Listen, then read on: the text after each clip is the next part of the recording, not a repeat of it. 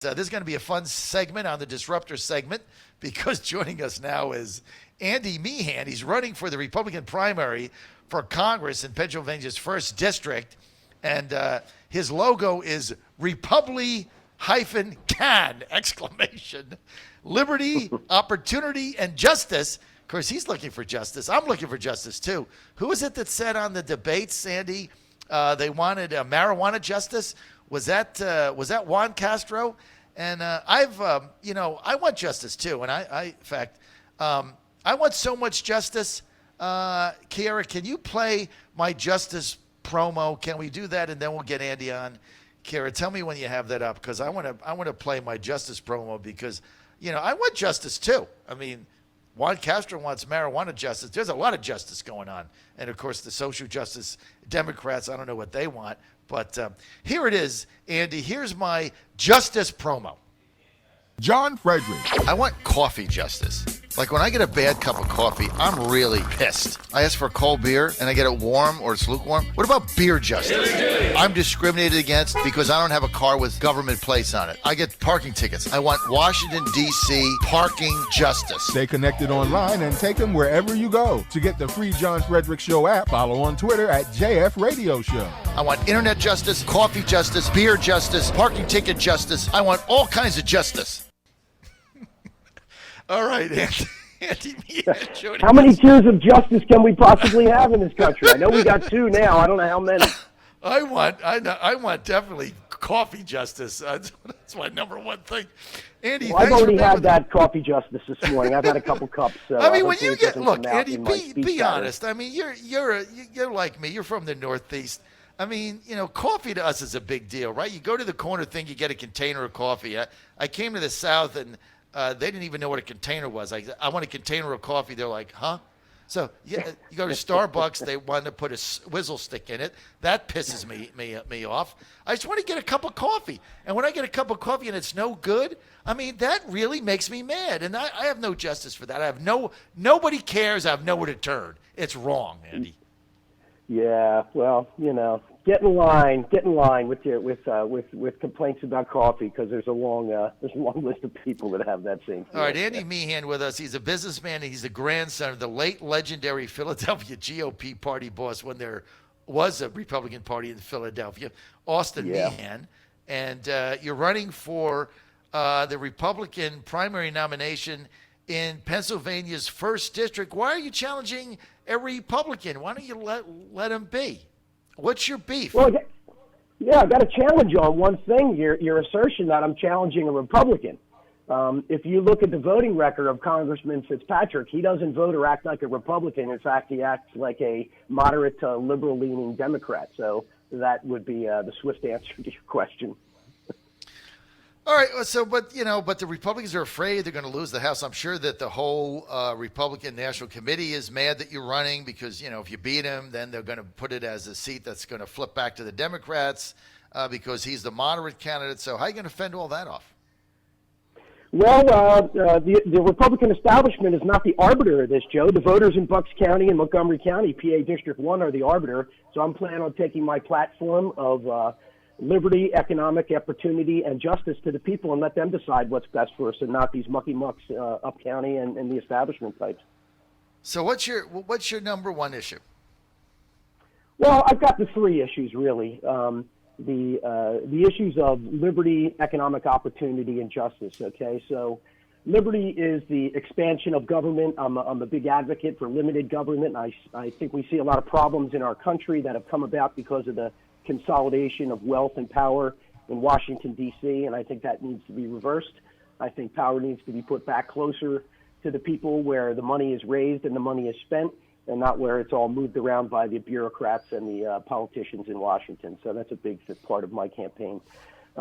Economic opportunity. I want to see all people, motivated and have dignity in life by being able to get a job that they can earn their own wages on, and that those wages are not unfairly distributed to other people, that the government seems more worthy of it, and that economic opportunity is what's going to win this next election. President Trump's economy has revitalized the nation. and people will vote on their lunch bucket issues of, am I better off 4 years ago than I was before as far as my standard of living and my job goes. And then finally, justice. I think we could all agree that the equal application of the law to all people, not just politically connected ones and powerful bureaucrats, is something that our country was founded on, and that the republic cannot stand a two-tiered justice system. So I want to see the laws enforced that we have on the books. If you don't like the laws, you change them. You don't ignore them or bend them to your political ends. Andy Meehan, let me ask you this: if you're elected to Congress and you upset the incumbent in the primary and you get elected, right now on guns, the president has called for two things that has the NRA all in a pickle. Number one, he's asked for a thorough extension of red flag laws and a scouring of social media and tightening those up. And the second thing he's asked for is a legislative solution to tighter background checks, especially selling guns between individual parties, non-gun owners, and in the parking lot of a gun show, which a lot of sales are just made out of the back of the car, and there's no checks going on there. So the president wanting to do those things, the NRA has already come out and blasted them both, and everybody's gone to their respective corners. But Andy, we've got mothers today that are buying fifth graders backpacks with bulletproof vests on them, right? Not good. If you were elected to Congress, Andy, what would be your position on those two gun restrictions by the president? Yeah, good question. Well, the Meehan method and approach to problem solving is to gather the facts and, analyze the situation before you make any policy statements based on emotional pleas to do something in response to horrific events such as these mass shootings by these radical miscreants, apparently on both sides of the political spectrum that we saw over the weekend. And rather than, feasting on these tragedies to advance political objectives, that we should be talking about facts, looking at the big picture and weighing the magnitude of the problem against the unforeseen consequences of the prescribed remedies that are being floated up there by politicians and partisan pundits. As tweeted recently by the uber right-wing nutjob Neil deGrasse Tyson, the deaths resulting from the recent shootings are dwarfed by the weekly shootings we see in Chicago and by a long list of other causes of death, most notably tobacco use, alcohol use, drug addiction, drunk driving, et cetera, et cetera, et cetera. And according to the FBI, the baseball bat is the weapon most used in violent crimes.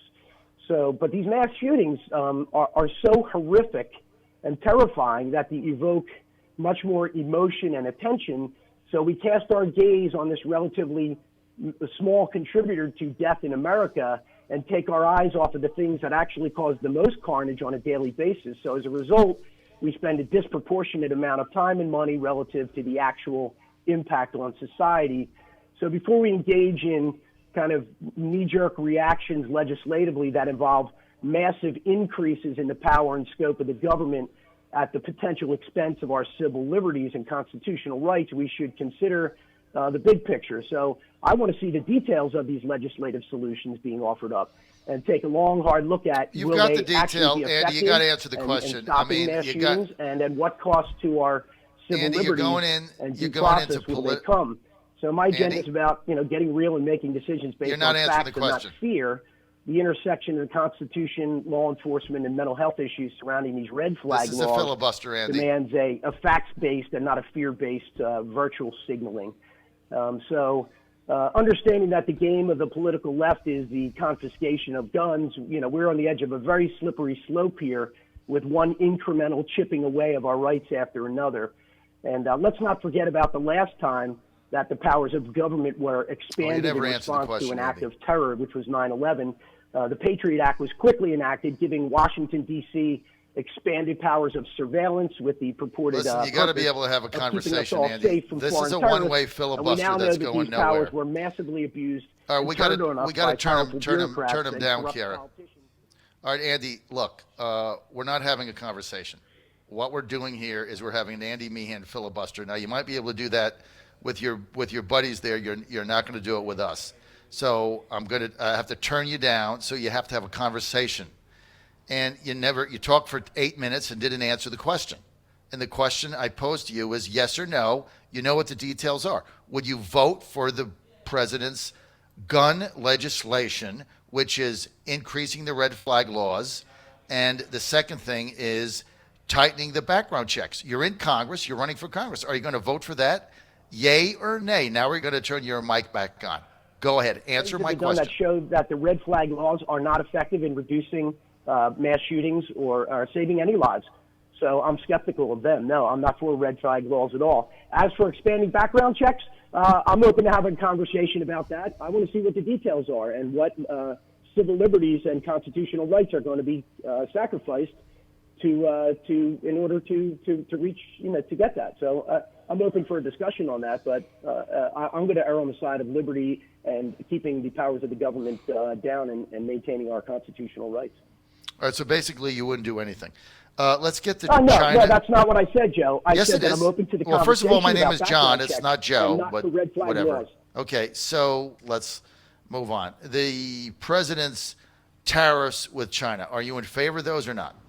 And why? I think on a transactional basis they are being effective. I'm not a fan of tariffs over the long haul. I'm more of a fair trade guy, but I see what they're doing, and I understand that this is a transactional nature to correct things that have gone on in the past and reset the conversation and the situation. So I do support the president and what he's doing. I think it's being effective. Okay, let's get to NAFTA, which has been overturned by the president, and the USMCA, his alternative NAFTA, is still floundering around in Congress. Nobody's done anything with that. Are you in favor of that? I think that NAFTA was a disaster for the American worker.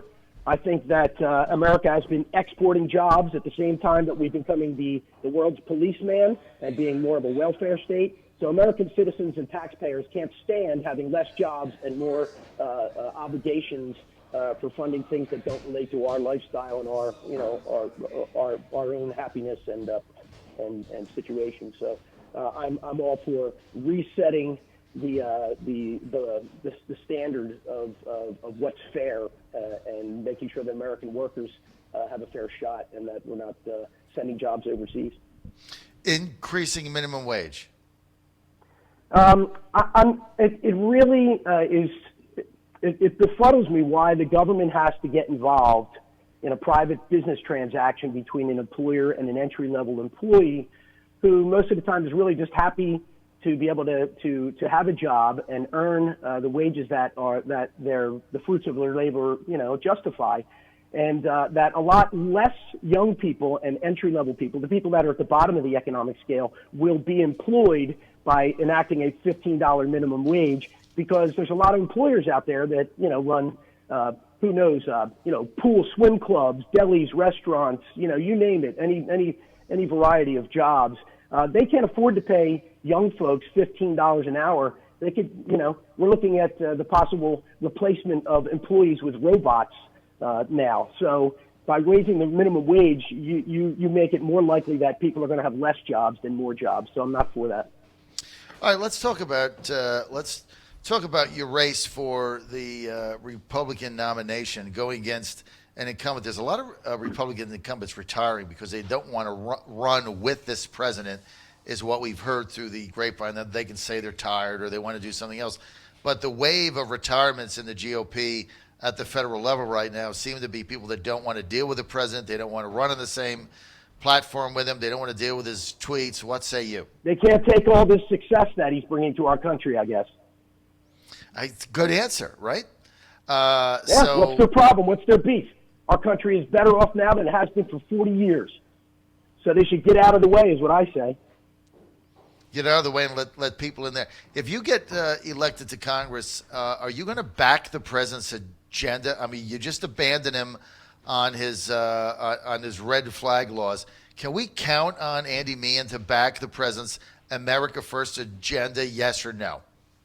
Well, just because you don't have a position that falls in lockstep with the president on one or two issues doesn't mean you don't back his agenda.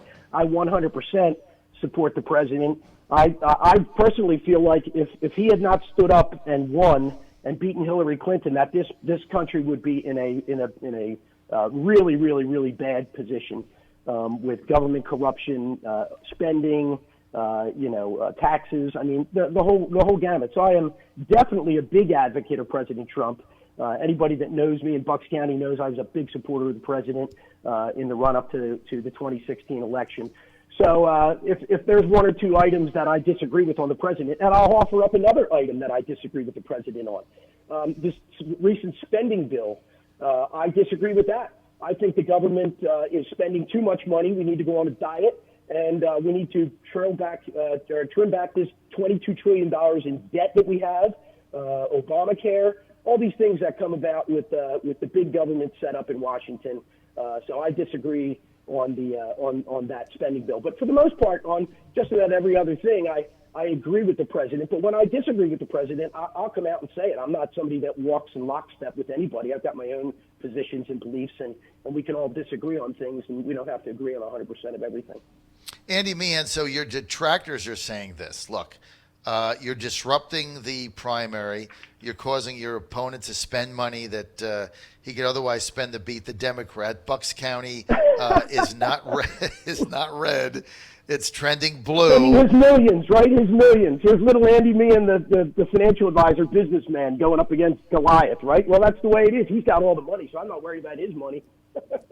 So what they're saying, if you somehow topple him in the primary, you basically turn the seat back to the Democrats. How do you respond to that, Andy Meehan? Well, the seat is already in the hands of the Democrat, is how I respond. So either Republicans or stand up for what actual Republicans believe in and stand on principles, okay, of limited government, balanced budgets, personal responsibility, all these things Republicans say they believe in, but they send a representative to Washington who does the exact opposite. We've got a Democrat in the seat now. What's the difference? All right, Andy Meehan. Andy, if people want more information, and he's got the best logo, Republi-can. Andy, every time I see it, I laugh. I love that logo, Republican. Andy Meehan. I've got good staff that comes up with nifty stuff. I'll just say that. Republican. Andy Meehan, go to Meehan2020.com. And I don't mean to laugh, but it's just a funny logo. MEH, and I guess that's a good thing, right? Because it gets your attention. Go to MEHAN2020.com, Meehan2020.com. I don't know if you're going to win this race, but I really hope you do, because you're right. You already got a Democrat in there. You might as well beat him in the primary. What's the difference? Right, There's no difference. Like, what the Republicans in PA1 have to lose, right? They're already got a Democrat. You know? In the famous words of Donald J. Trump, what the hell do you have to lose? Right, Andy? Republican. Yep, All right, right. Andy, do me a favor. Stay on the line and give Kiara your phone number, your mobile, and your email for us. Give her that so we can stay in touch. And sorry I had to cut you off earlier. You can't filibuster on my show, dude. You got to have a conversation. John Fredericks Radio Network. WJ. We have to cut him off again.